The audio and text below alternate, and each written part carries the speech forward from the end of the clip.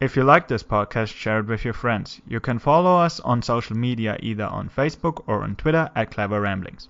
If you have any feedback or comments, please mail us at cleverramblings@gmail.com or visit our website cleverramblings.weebly.com. As always, we really appreciate you listening, and now enjoy today's podcast.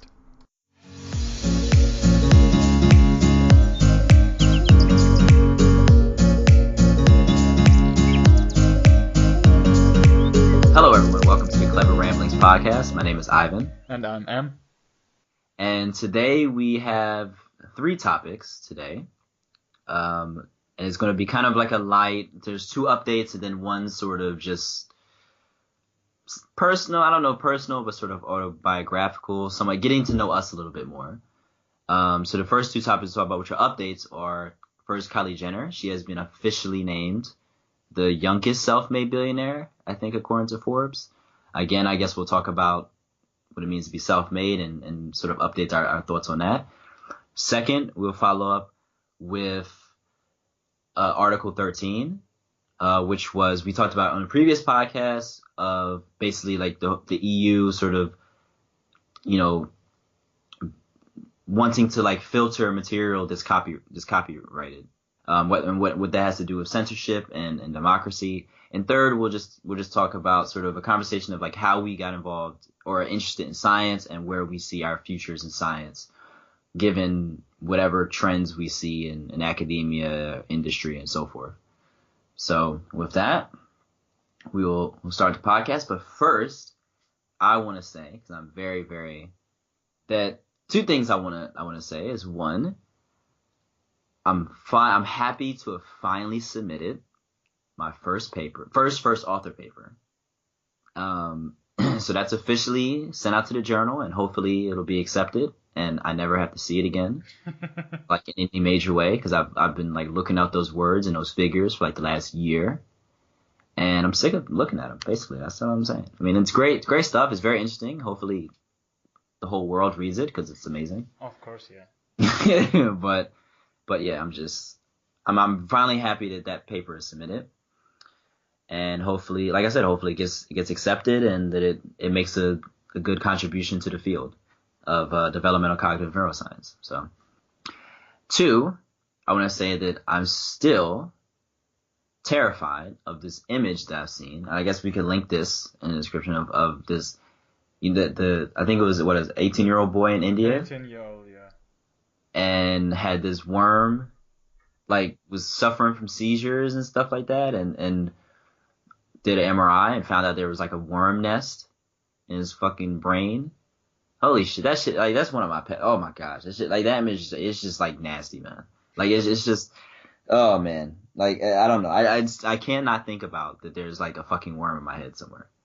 And it's just really, because serious. That's like one of my greatest fears of like there's ways that I would be okay dying, and there's ways that like I definitely don't want to die, right? And then one of them is like something like growing inside of me and like laying eggs and shit and eating me from the outside. Like, it's like, oh my god, that's like scary as fuck. No, it is. Like, I just don't want to, like, if you like, and other things could happen to me, man, but don't like if you're a parasite or whatever, don't choose me. Because first of all, like, I don't put great things in my body all the time, so I'm not really a good vessel in the first place. Well, I don't think they look for good nutrients out of your meals. My body is trash. Don't do it. Not do it. So, but oh man, that image, like, one of my colleagues was the first one to tweet it out that I saw, and then, oh my god, I just can't get that image out of my head. Yeah. And that whole thought. So, like, every time every little thing happens where I forget something or some weird thing happen, I mess up words, I think that there's some shit in my head that's eat my brains out, right in my language centers or right in my fucking hippocampus, and it's around. Well, as long as you cook your food, you're gonna be fine. But what's the fun in cooking food? Huh? Yeah, of course. Just eat the meat raw, how we did it back in the day. That's how we do it. Anyway. So, I just want to get that off my chest. Worms are scary. And, yeah. I know, I had biology class. I know the parasites, what they do, it's not fun. Yeah, and And writing papers is a long process, a very, very long process, which I'll get back to when we talk about academia. But anyway, to start off, Kylie Jenner has officially been named, I think according to Forbes, right? Yeah. So it was previously reported that she was on pace, so she was worth like $900 million or something like that, and she was on pace to become the youngest self-made billionaire in history. Okay.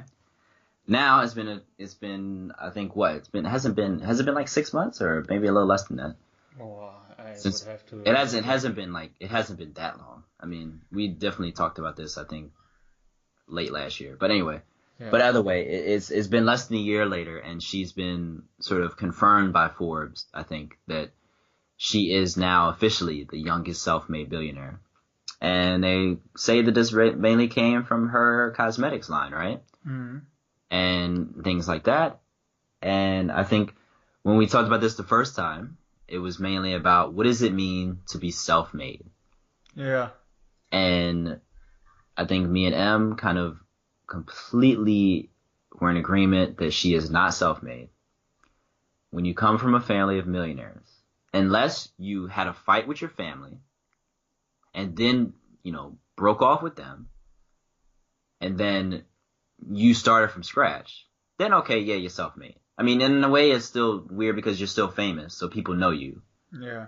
But at the same time, I would still consider that more self-made because you don't have any experience in this field or whatever like that. People just know you by your name, but you still have to build your brand, right? But coming from the Kardashian family, right, you're gonna sell a lot just because you're a Kardashian, And she has already the infrastructure set up and everything with like advertisement, probably production and all of that. She already had some groundwork that she just had to build on because of the Kardashians or like the others that did that before. They all do basically the same shit. It's not that one of them is like a well-known athlete, the other one is a musician. They basically do all the same thing. They sell their brand, the Kardashians, and she basically built on that. Right, and so for me, because I look at someone like Jay-Z, or I look at someone like Diddy, like P Diddy. I look at someone like some like Dr. Dre. I mean, I know these are all hip hop examples, but like people who came from like the ghetto and really had to grind hard to and they're not even considered billionaires, but they're really close. But I think Jay-Z is worth like over $900 million, but he does, but still it's like they had to really, really overcome a lot more adversity. Yeah. I think for what for the money that they got and the status that they have now. And I just think saying that, that's the only part that bothers me. I really think it's a positive image. Like, one of my friends disagreed with me at this before, saying like, because I think in the last one I said this is a potentially positive of image and an example for women because they see that they can make it in, they can, in a way it's another goal, another success story that I think can inspire a lot of women, right? Yeah. And so I think that's definitely a good thing, right? But only problem I'm sure that she's worked hard, right? Or she's worked at the brand, she's promoted it, everything like that. So I'm definitely not saying that she didn't do anything for this. I'm not saying everything was given to her. But what I'm saying is that whole self-made thing is a very different term that I think is being misused. It's okay if you had resources. It doesn't mean it doesn't mean that it's not impressive what she did, because there's a lot of people who have the basis or have big names before they, even a lot of celebrities that get into stuff later, like after, like, musicians who didn't get into fashion, like they already have their name after, so they're not starting from scratch. Or children of famous people who have the opportunity. Right. And so for me, but that whole self-made thing is the problem. And to me, it's okay to not be self-made. Like that, like I said, it doesn't make what she did it doesn't make it, it's still impressive.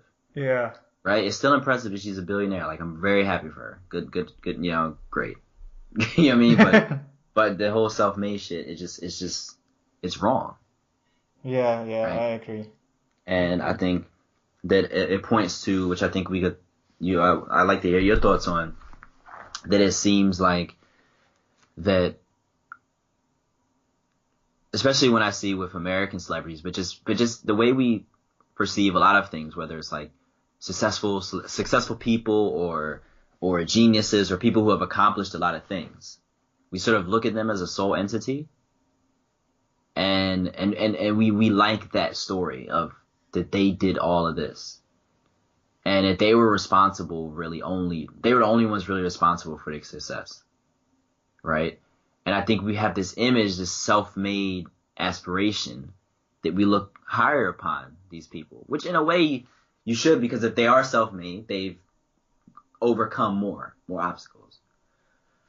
So it's more, I would say it's more impressive. But at the same time, it's really, no one is ever really completely self-made. They may have started out. I was thinking that I think at a certain time everyone gets help from somewhere. Especially if you get to a certain like amount of money or amount of, if you reach a certain level of being famous, I don't think you can handle everything by yourself anymore. You need people around you that support you, be it with your money, because I don't think like she does all the work. Kylie Jenner, probably she has somebody who takes care of her finance, probably somebody who helps her with development, probably someone who helps her with advertisement. I think at a certain stage you can't do it by yourself anymore.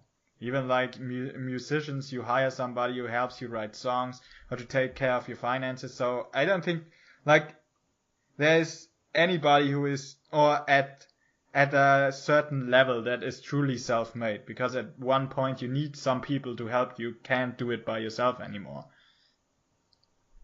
Yeah, and I think because if you're completely self-made all the way up to the point, I mean, you may be self-made to like your first million, Yeah, or maybe like your first couple million, right? I can see that. I mean, it's really hard, but maybe you could be self-made, but to your first billion, like yeah, unless you came up with an idea that was like radically, like unless you came up with like, I don't know, Google or something, like a Google like thing where all of a yeah, sudden everyone is going to, you know what I mean? If or like if you come up with something that's like really like world changing yeah, and product, you sell the idea or something like that. Yeah. right? Then yeah, you could, because then all it really took you was for you kind of to develop the idea, maybe with just, you could just do that by yourself in some way, Or like a couple of people. or like a couple of people, right?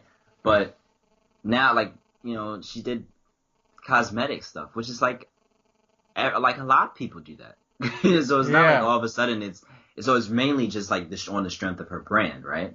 yeah. And or is anyone thinking that Kylie Jenner answers all the, like, is on the phone talking to all the people that is dealing with her business? No. Or do you think any of these super, wealthy, successful entertainers or celebrities are making all the calls and making up their own schedules and everything like that? No. They pay people to do this Yeah, work. they focus on one main thing, and that's probably in her case is like getting the word out and maybe giving input on what she likes is Right.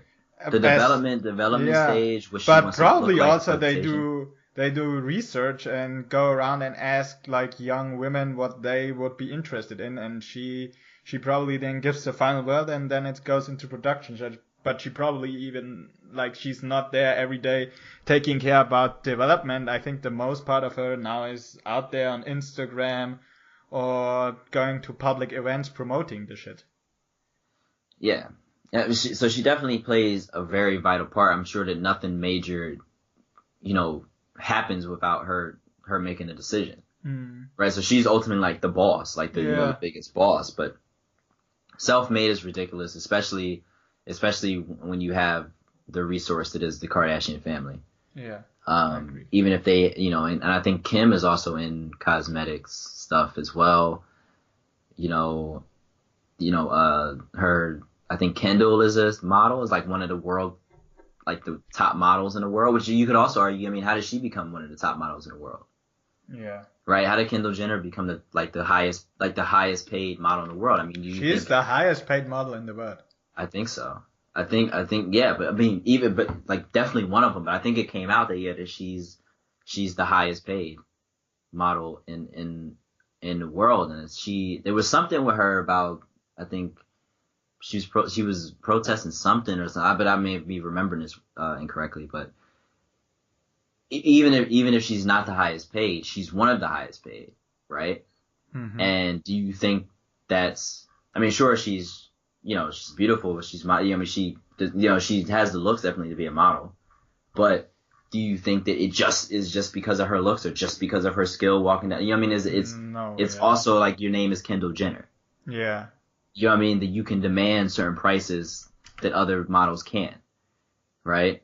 And so, you know what I'm saying? So like all of these things come with this whole like privilege thing, this whole resource thing that you can't. That I think that things like Forbes and other places are just neglecting to say. It's just like it's a thing, but the thing is, I think the problem is that the way we look at it in culture is that we want you to do it all by yourself, but we need to come to grips in reality that never happens. Yeah. Yeah. Right? It's all about your team and everything like that. Yeah. Right? Even what we do, right? Like even when I do, like my first, like the paper I just submitted has like, I think a total of 6 authors on it, including myself. Like I didn't do everything. You know what I mean? Like I of course, yeah, I was it's the main. not like the podcast where I'm doing everything and you just being there.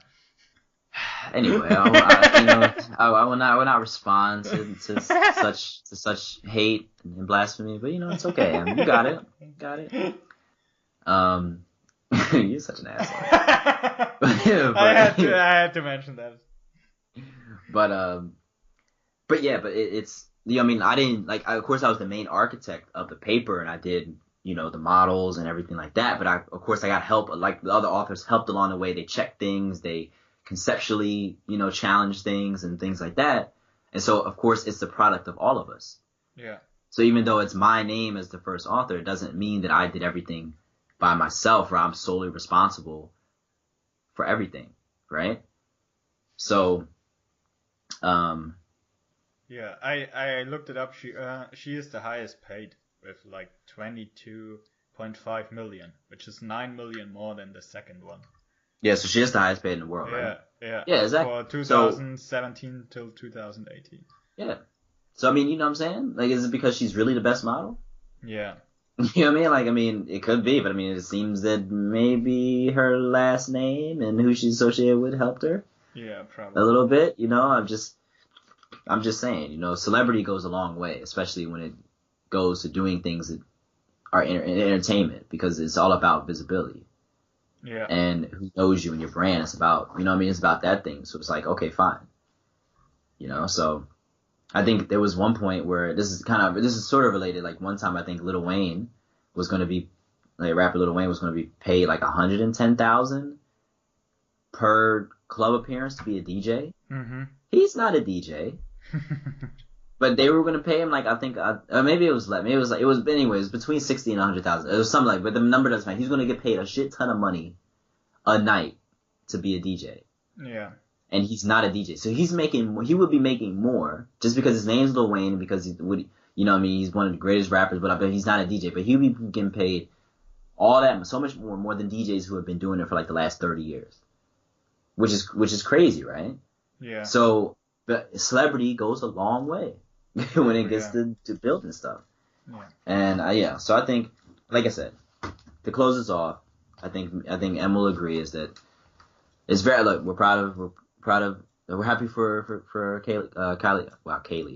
Kylie Jenner, and wish her even more success. And I think she's a good role model for a lot of young women out there, which is definitely a great thing.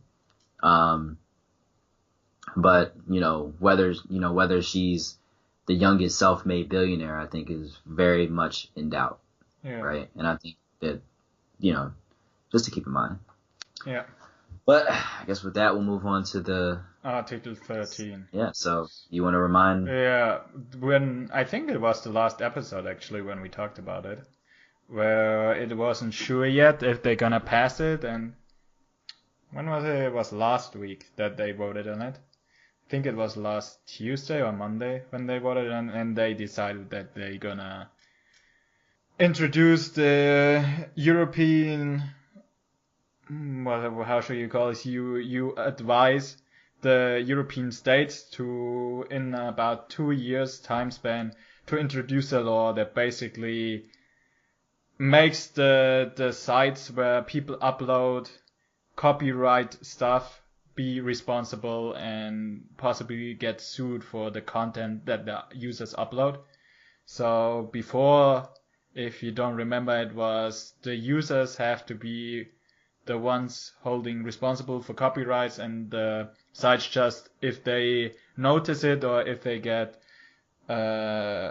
notified that there's a copyright infringement, they have to remove that. But now, of course, because they are responsible, the problem is that they have to create the upload filter that checks everything so that it doesn't get uploaded in the first place. And like we said the last time, it's very questionable if this doesn't affect free speech, because stuff gets already filtered out just because they don't want to get sued anymore, and people who want to like critique something and show a video of whatever they want to critique, it's gonna get blocked from the beginning because they don't want that on their site because they don't want to get sued. And of course, the big companies want to make even more money because they can sell the rights for certain stuff, and the big companies can buy that, so they get even more money. And then of course small companies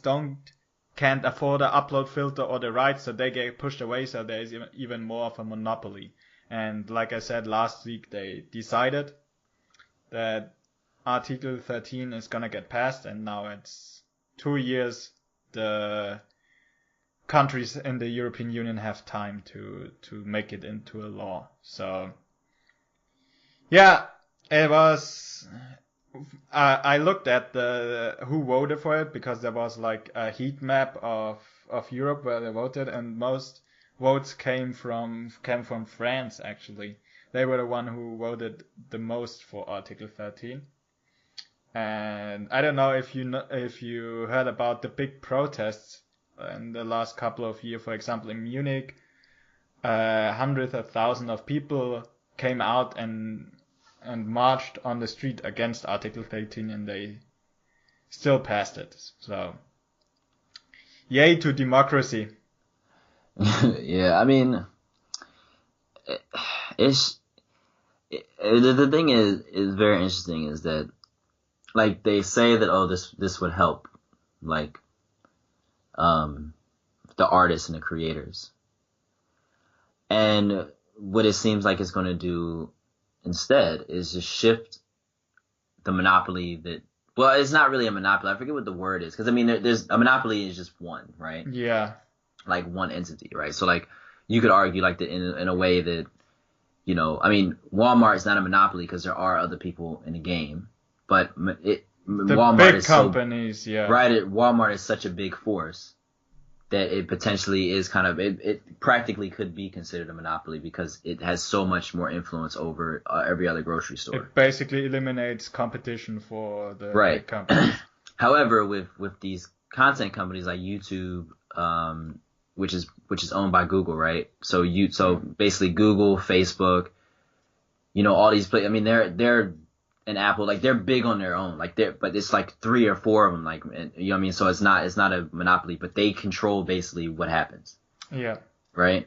So they're saying, it's going to take power over, like, take power away from them and put it into the artists. But really, what it does is it just shifts the dominance from one way of dominance to another way of dominance, right? Yeah.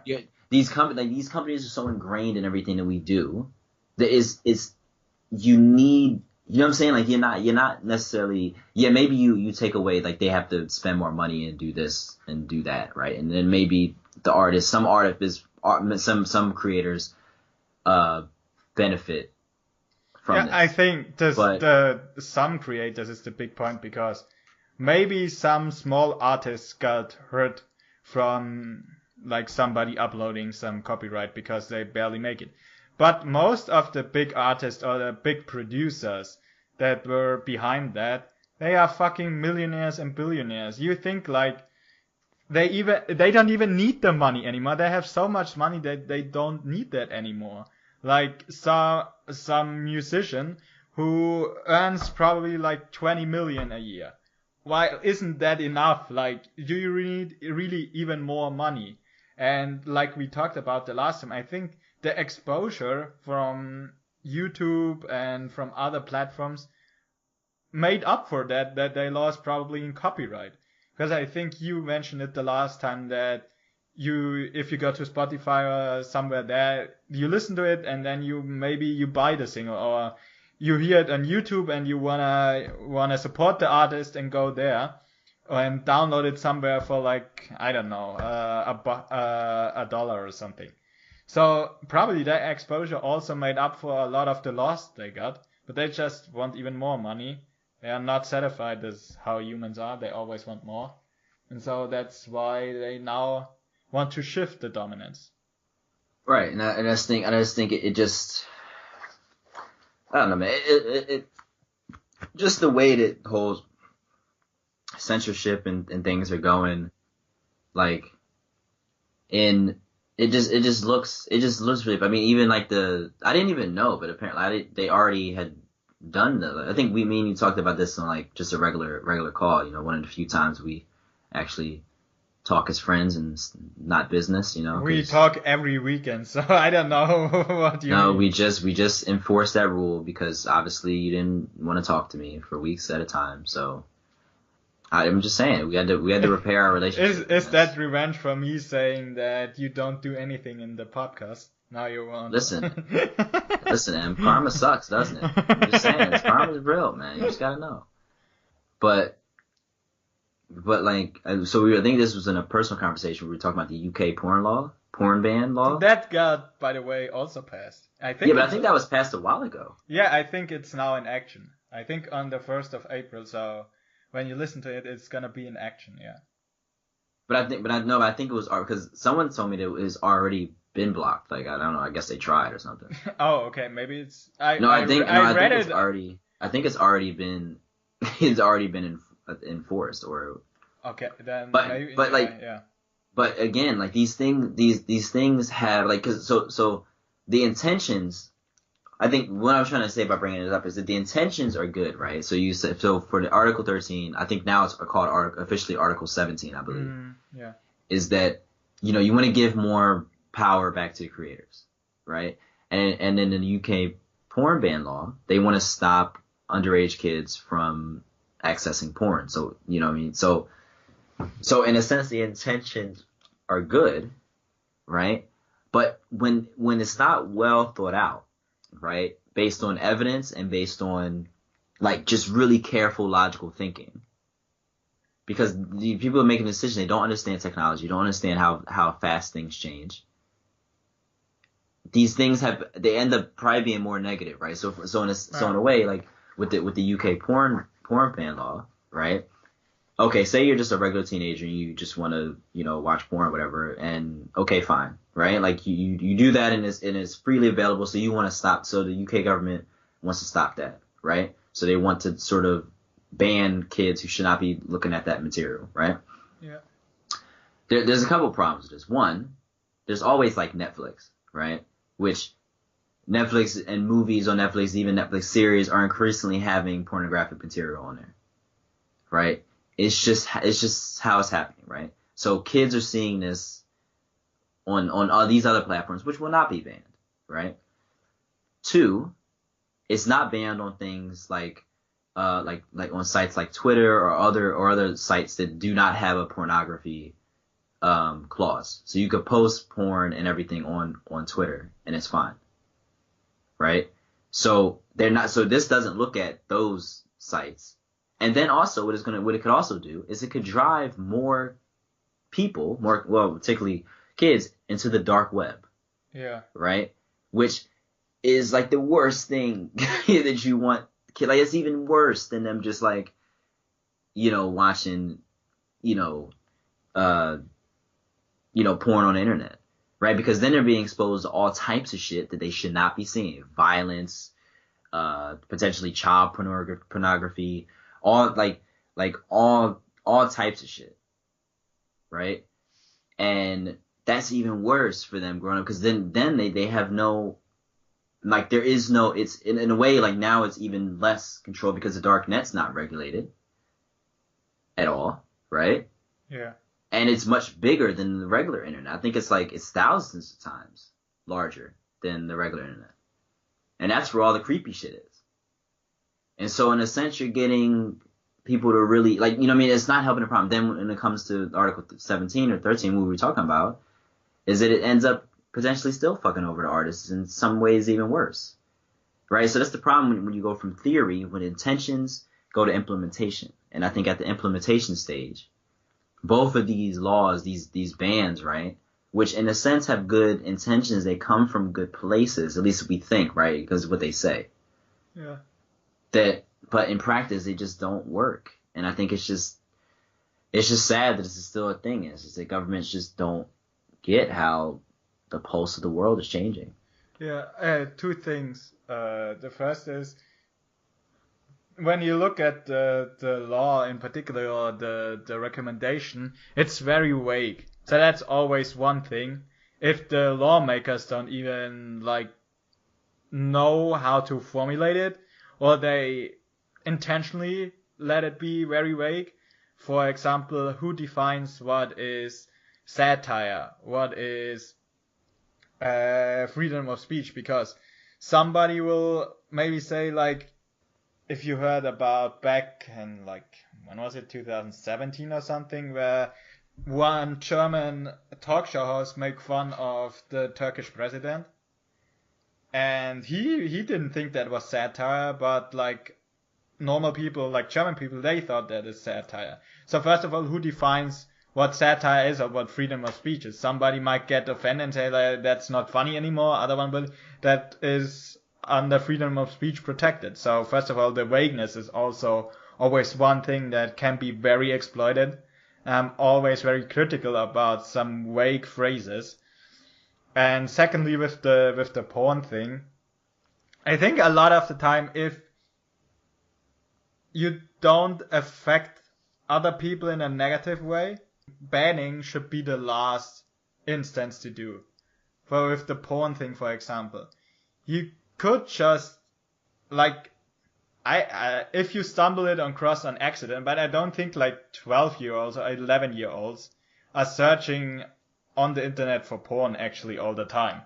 Some may stumble across it, and they probably don't look at like the craziest shit. So if you educate them right, for example, with sex education in an early age, and control it that not the craziest shit gets on the well-known sites, you don't need to ban it. And like parents talking about that with their children, and that it's not like how it really works and stuff like that, then yeah. Because if you're 16, so the age is like 18, right? In the UK probably. Yeah. Like if you're 16, at least you talked about it, and you were, if you see it, you wouldn't be like traumatized. I don't think so. Yeah, like, you probably know what sex is. Yeah, you know, or at least you should know when you're 16 what sex is. So even if you see it, I don't think like you get traumatized. So banning is always like, I think, the last instance. You should educate your children and say like, what's the negative things about porn and stuff like that, and then the last instance should be banning. But just banning is just a band-aid on a problem a lot of the time that doesn't really fix the problem. Right. Exactly. In a lot of the ways, it just makes it worse, right? And I think that's the sad thing, is that, I mean, this is gonna, I don't know, I just think I agree, like, censorship in a lot of ways is just like the last thing that you want to do. Yeah, it's basically, it's always like a band-aid on a problem that should be fixed otherwise, because you have to fix it through knowledge, education, like you know what I mean, like proper, especially with kids, right? Like these kids, they don't know any better. And so it's like, you're trying to, like, protect them. But I think a lot of ways, the greatest way to protect kids is to teach them and to give them information and have them to think about it. And, you know what I mean? Because they're at that stage where very, very soon, within the next couple of years, they're going to be making their own decisions. Like, you know what I mean? They're really making their own decisions about their life. Right? And they're already making, at that point, they're already making decisions. But but they'll have much more autonomy once they reach 18 or 7 or whatever, once they're done high school.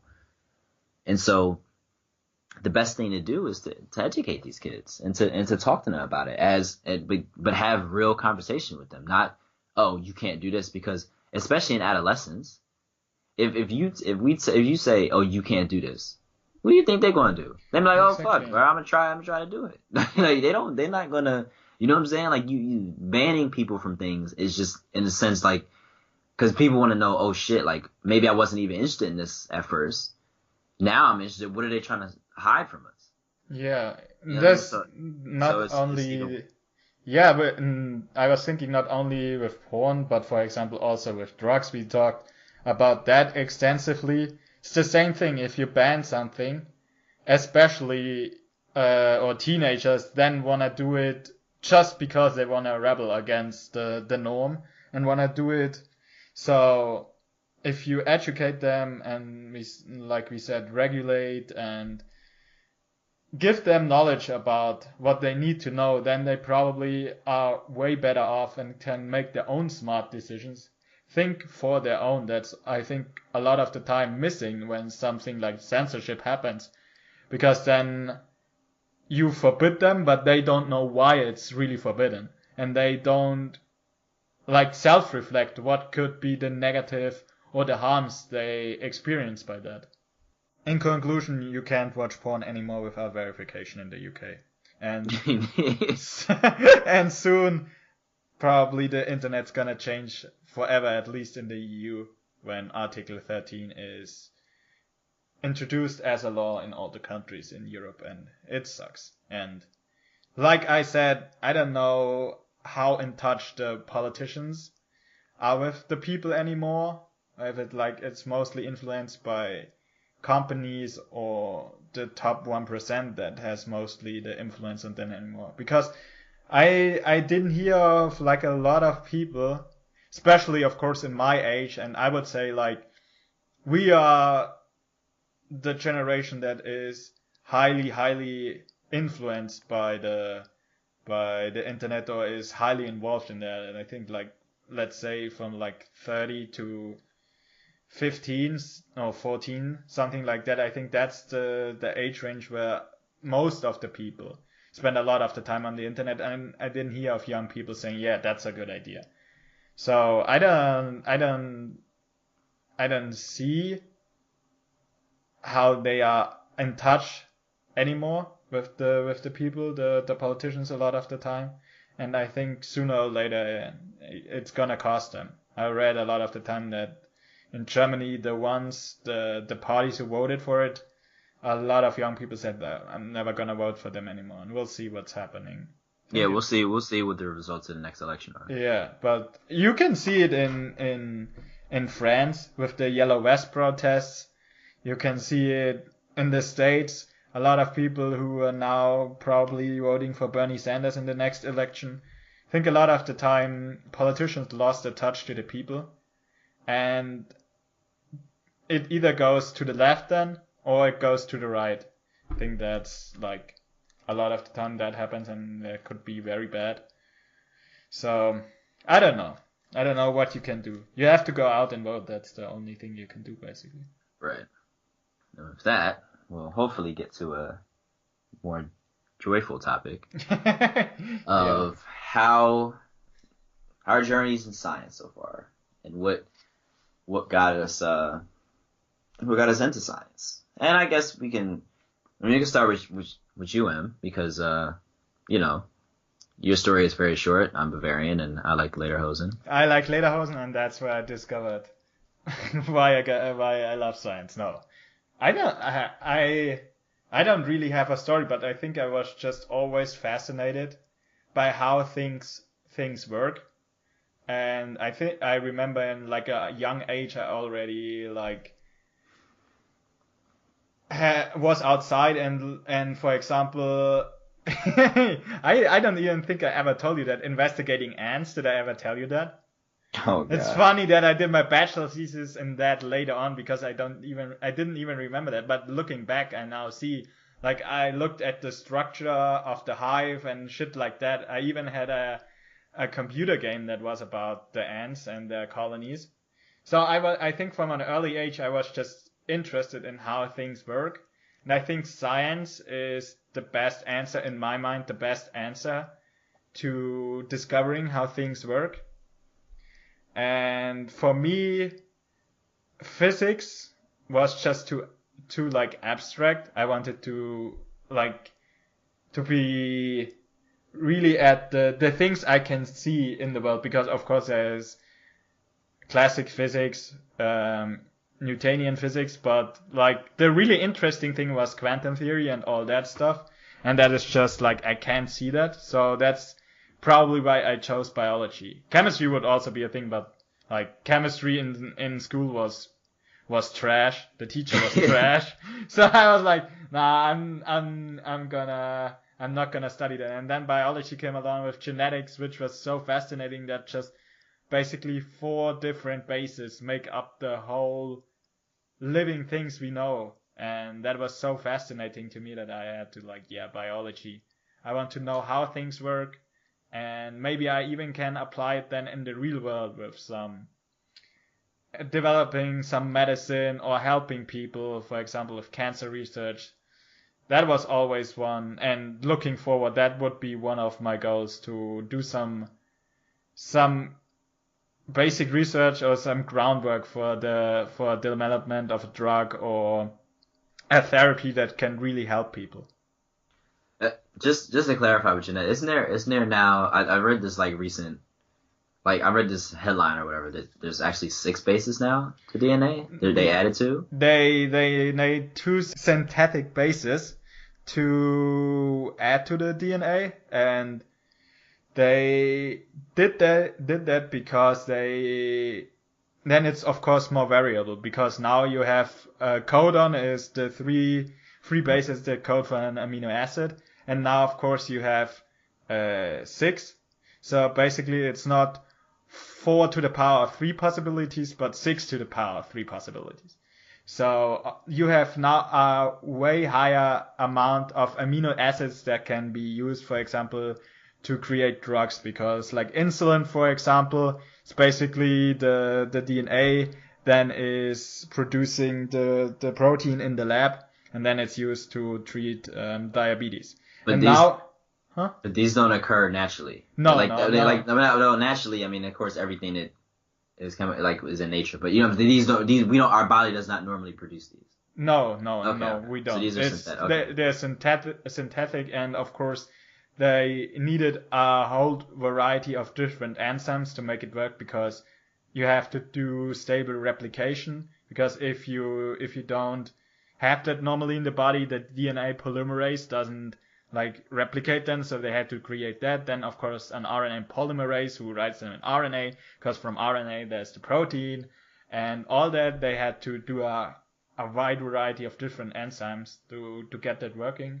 And it's fucking amazing that it's working, but this also could tell us that we are maybe not bound to the DNA or the bases we know, because maybe in other universe, maybe in other universes there are parallel universes. I wanted to say in on another planet or other solar system, there may be life forms who are not ATGC bound, but who maybe have these bases or other bases that we don't even know of that could also produce life. So that's fascinating, and like I said, the main goal is probably to increase the variety of drugs that can be produced from a DNA base. That's cool. So I guess the way, I mean, how did I get into science? Like, I think it's funny because I actually wanted to be an engineer at first. Which I think in a way it would have been interesting if I knew about bioengineering. I think I would have been a bioengineer first. Yeah. But I didn't know about bioengineering before I started, so I thought like, oh, I had to like. You can do that in Regensburg actually, bioengineering. What, as undergrad? And as a master's, I think. So a bachelor's and a master's, I think, is. Well, you do engineering and then a master's in bioengineering. I don't remember, something like that. But you can do that in Regensburg. Oh, okay. Well, too late for me, right? But yeah. but yeah. So I didn't even know about that. But I think I would have done something along with bioengineering in the brain and things of that nature. But I really was. So I was like really focused on engineering. I thought that's what I was going to do. Until I had, but the thing is, I wasn't very interested in science necessarily. Like I was like, I always did well in science, but it wasn't something that I saw myself. You did take philosophy as your major, right? No, this is even before undergrad, so I'm talking before. Okay. So, and I wasn't really that interested in it. I just thought, okay, maybe I'll be an engineer, but I didn't know much about engineering either. So I was just like, all right, fine. I'll just throw shit out there and be like, oh, engineering sounds cool. Like, it's a cool word, I guess. So fuck it. I'll be engineer. But then it wasn't until, which really was like one of the periods that really changed my life, was my last year of high school. I took a class in psychology, and I fell in love with the brain.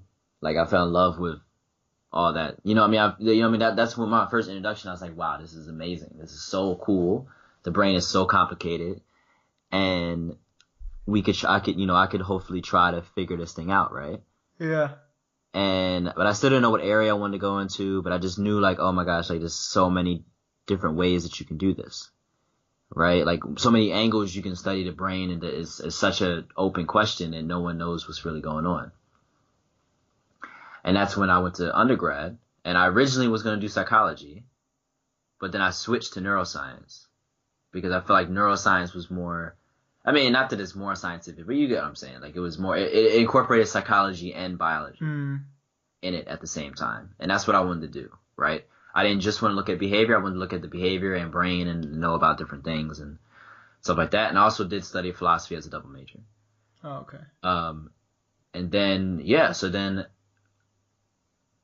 but the thing is, like, my mom says that I always was interested in figuring things out, like, as a kid, but I never remember me being that way. I only remember me being, I'm very, very, very, like, into philosophy and like abstract thoughts and stuff like that. So I was very into physics, but not like in a, like, that I wanted to study it. But as far as, like, very into, like, very big philosophical questions and deep, thoughts and stuff like that when I was a teenager, that's what I was really fascinated by. So if anything, my mind was more geared towards philosophy than anything. But when I found psychology, I was like, well, like, neuroscience is great because it's science, but it also has a lot of philosophical elements to it, right? So I can do both, and I'm more interested in those type of things, right? Like AI, like these type of philosophical questions or free will or ones that I at the time thought were the most interesting, and they obviously have to deal with the brain. And so that's kind of how I sort of started, but even then, I don't think I even really took it as serious. Like, I knew I wanted to do it, but I didn't really.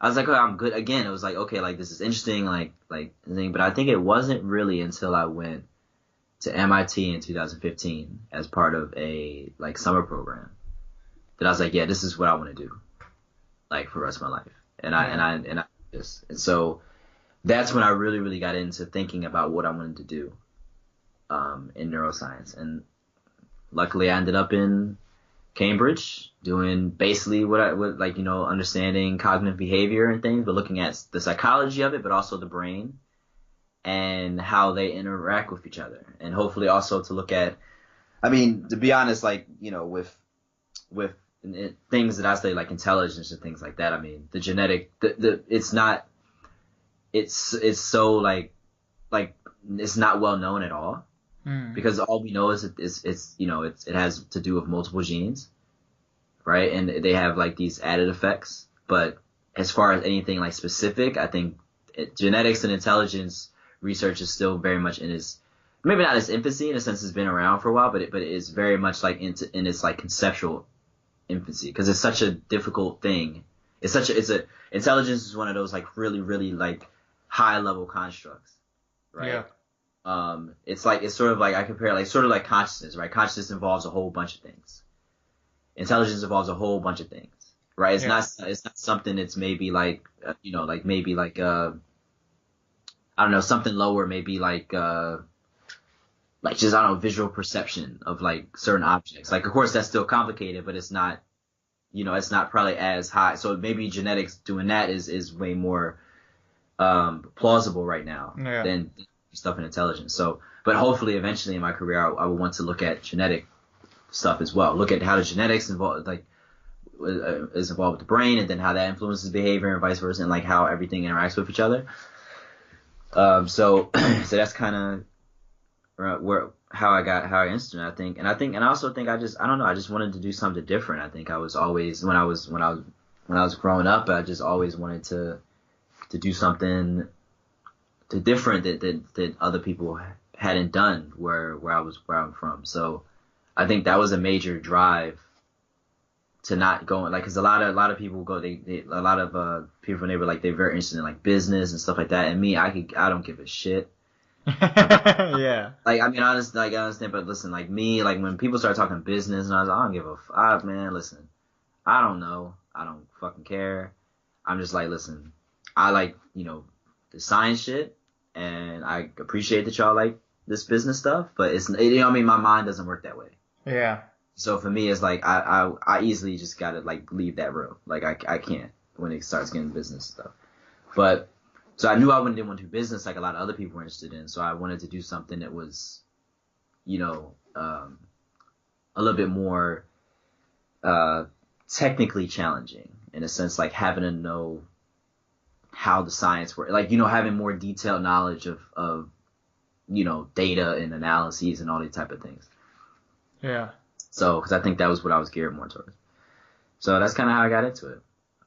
Do you think you think you'll go into, like, I mean, of course you have to get your PhD. Yeah. So I'm in a second PhD, but you haven't started. But do you think your whole goal is to go in academia?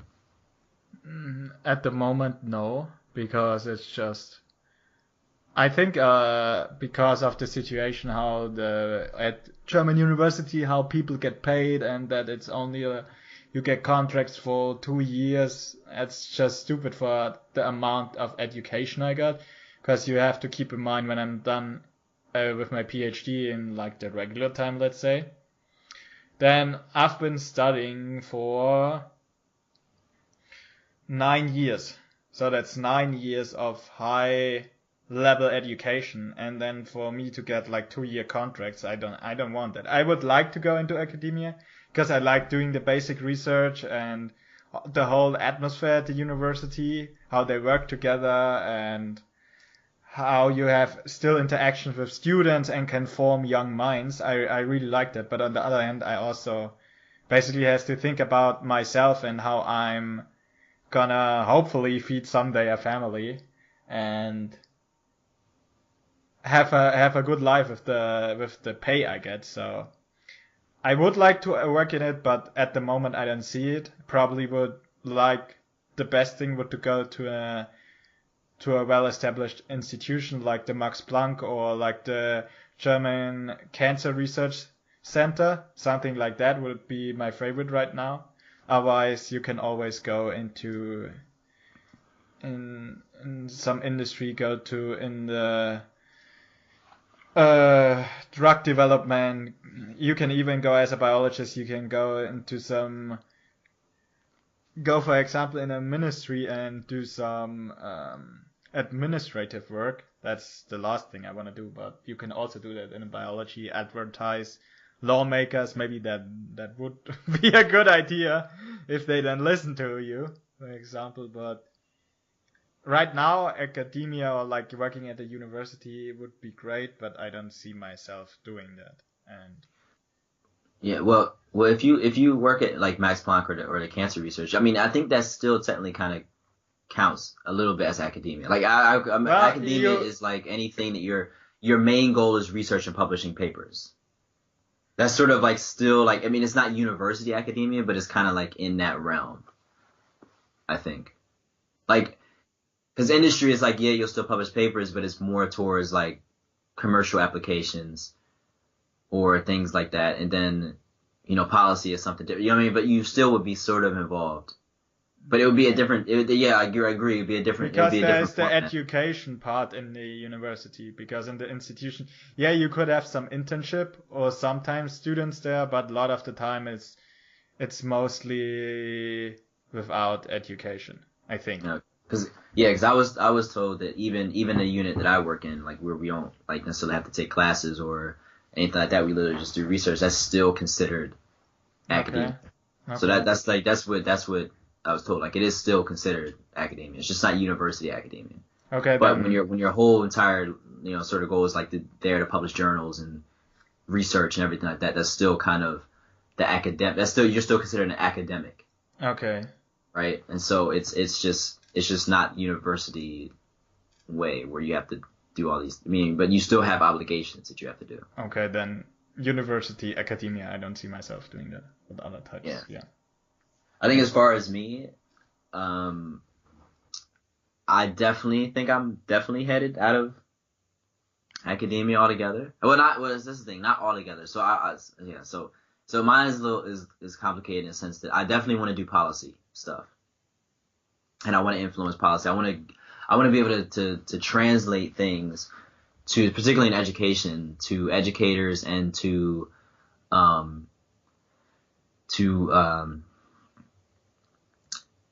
policymakers and politicians and things, like translate the ideas of, like, to be sort of that bridge, because I think a lot of times the scientists publish things and then they're like, okay, this is what we found, but then maybe it's arrogance or it's just the way that they just don't know how to simplify their ideas, and then policymakers are like not even, I mean, of course they're not like looking at every academic journal, they're not like sitting by waiting for Nature papers and and science papers and shit and waiting for like what have you published is relevant to my field.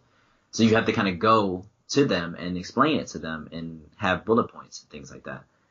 And I think in that sense, they don't, you know what I mean? In that sense, they don't, there's this disconnect.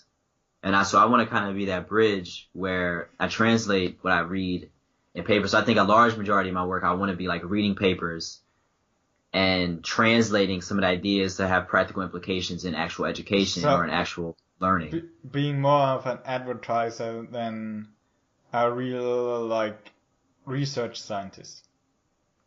Yeah, so for majority, so that's the thing. I still want to do research because I'm still very interested in research. I like doing that, but I know that I don't want to really just sit and like not sit, but I don't want to like be stressed about applying for grants and having to turn out all these papers and to me that to me it's a little bit too stressful, and it's not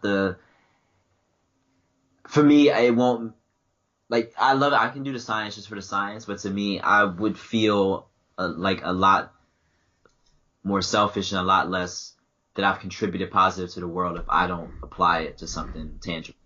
Mm-hmm. And of course, I mean, different people, like if people don't want to do that, that's them. Like I'm not upset at them or anything like that. But for me personally, I want to see my ideas implemented, or at least good ideas from other people implemented. And so as long as I have that scientific background, that I'm up on all the new research and all the new literature, and then I could present it to politicians, say that maybe we should do this and be involved in the policy making to help kids understand. Because to me, especially where I'm from, like education, I know that education doesn't solve everything, but I feel like that it does a lot. Yeah. Right? When people are educated, especially at a young age, up, before they're adults and go into the world, right? So anywhere between young age up into 18, 20 or something like that. Education is so important, I think, for younger people. And if you equip them with the ways to think and the right ideas and things like that, they can change a lot of things. I think one of the problems where we have this disconnect is that once you're an adult and you're kind of stuck in your ways, you don't really you can learn new things, but you already have your beliefs about the world, right? We're not necessarily playing by the same rules. You even see this with scientists who are supposed to only care about data, right? Only care about data and analyses and how it's done and how it's interpreting the data. But you get that even a lot of them, they're stuck in their theory, and no matter what you say, that's how they believe it. Yeah. Right. And so you still get this somewhat mentality of not going against your beliefs. Whereas me, I try not to be as emotionally tied to any particular theory. I just want to find the truth, or at least as close to I can. So if I publish a theory and someone does an experiment and shows it is absolute bullshit, okay, fine. It was. I mean, I tried, right? It's not like I didn't think. If anything, even a failed theory is progress in science because it directs you. It shows you what you should not do. Yeah. Right. And so it's still progressive. So another person hopefully will see that, oh, Ivan did this idea and it was bad, so I won't do this. I'll do something better or different. So I think that's where I want to be on an intersection of helping to inform policy. Now I do want to do research, because the research still fascinates me, of course. Yeah. But I think if I could have a job that does anywhere between 60 to 70% outreach and policy, and maybe 30% research, between 30 and 40, but preferably probably around no more than 35, 30 research, then I think I would be happy. I definitely don't want to quit research entirely, but I know that I want to do things that are more practical, as far as influencing laws and things like that. And so I think that's where my passion lies more than the research. Okay. Because I look at certain people and like for example, my supervisor does amazing shit, right? He does amazing work and everything like that. And I just know that, even though it's cool and I think all his ideas are great, I know for me, I don't want to I don't know. I don't want to put out that much, if that makes sense. I mean, I don't not that, just because I don't want to, my mind is not in research mode, I think, as much as some other people are. Because some people they'll talk about science all the time. They'll talk about their research all the time and different ideas. And even though we're relaxing, they'll talk about this. Sometimes I turn it off. I don't really talk to my friends about my research. I feel like you don't really even know what I do necessarily. Right. So, I mean, we've talked about it a little bit, but not in much detail. Yeah. Right. So I don't really even having conversations with my family or like that about science or my research. I'd rather talk about life and other things. And so I think that my brain is just not geared towards that. Right. Okay. So I can admire, for example, I admire my supervisor. I admire the other people like him that are doing, unbelievable research in neuroscience. And I can appreciate it and respect it. But I know that that's just not me. At least that's not that's not what I want to do. All the time, at least. So yeah.